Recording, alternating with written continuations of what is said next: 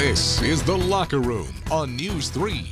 Hello and welcome inside our award-winning Locker Room, sponsored by your Hampton Road Chevy dealers. I am Adam Winkler. Megan Plain will be along shortly with some insight on a first for the Washington football team. But we begin elsewhere in the National Football League, and that elsewhere happens to be near the top of the league's list of most successful franchises. With 6, no team has more Super Bowl titles than the Pittsburgh Steelers, and only those Pittsburgh Steelers, along with the New England Patriots, who also have 6, have more Super Bowl wins than the 5 belonging to the Dallas Cowboys. And Sunday, right here on News 3, Pittsburgh and Dallas duel in a matchup of the NFL's biggest brands. But this week, those Super Bowl rings, not the only fashion accessory for which the Steelers are grabbing attention.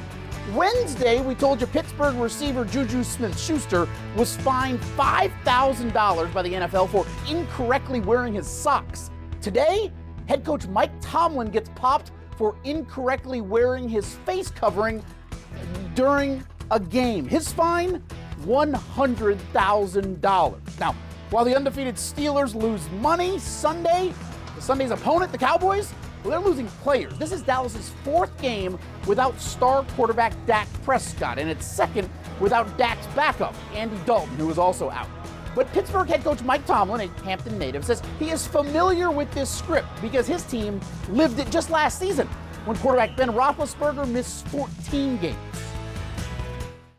As I watched the tape, I got a feeling for what's transpiring there. Initially, there's probably a period of shock where, you know, you're dealing with the reality that you don't have your guy, and then you go about formulating the personality that's going to allow you to develop a winning formula, much like we were a year ago when we were playing with Mason and Duck. Since 1970, the Steelers and Cowboys have more regular season wins than any other franchises. Their records are on opposite ends of the spectrum this season, but we can still expect an entertaining game Sunday. It's the 7-0 Steelers invading North Texas to tangle with the 2-6 Cowboys. Kickoff set at 4:25 right here on News 3.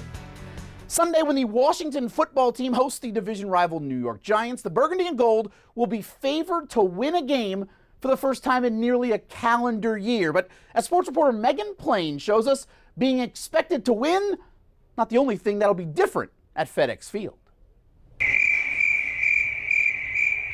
FedEx Field has had moments of silence during games this NFL season because of the lack of fans. But this weekend, that will not be the case. Fans are finally in the stands again when the Washington football team allows about 3,000 to be in attendance for Sunday's game against the New York Giants. It's such a different feeling when you actually get to go to the game live versus watch it on TV. It's such a different atmosphere and experience that once you go, like, you'll never want to watch it on TV again. There's definitely something more special about being there, and I know the players as well definitely miss the fans. Better feeling hearing fans in the stands. The players will hear a difference, but won't necessarily see the cheering because fans are required to wear masks. Although Chris Bryant has found a way to make sure his team still sees him getting loud with the help of this mask. Players, be ready for us because we're going to be cheering for you. We're going to be loud as we can with the 3,000. We're ready to see y'all get a win. Technically, this is not the first time that fans will be in attendance this season. Back in October, around 200 family members of players, coaches, and team personnel were allowed to be in the stands. But the jump from 200 to 3,000 is certainly noticeable, and it's a change that players and coaches think could have a big impact on the game. They're going to be fired up. They're going to get after the opponent. They're going to know when to cheer and when not to. And that you can draw energy from. Hopefully, the 3,000 people that are there can have an effect on the opposing offense and their operation and things like that, and just give us an added boost. An added boost from fans chirping at the Giants instead of crickets chirping when the two teams face off at 1 p.m. on Sunday. With the Locker Room Show, I'm Megan Plain.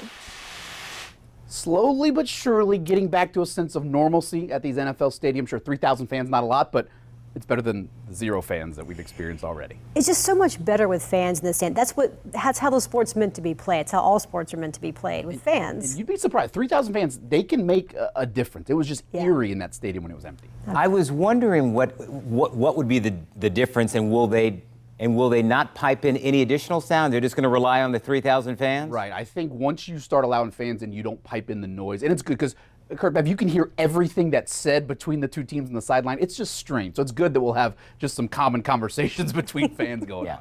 Can't wait. Thanks a lot, Wink.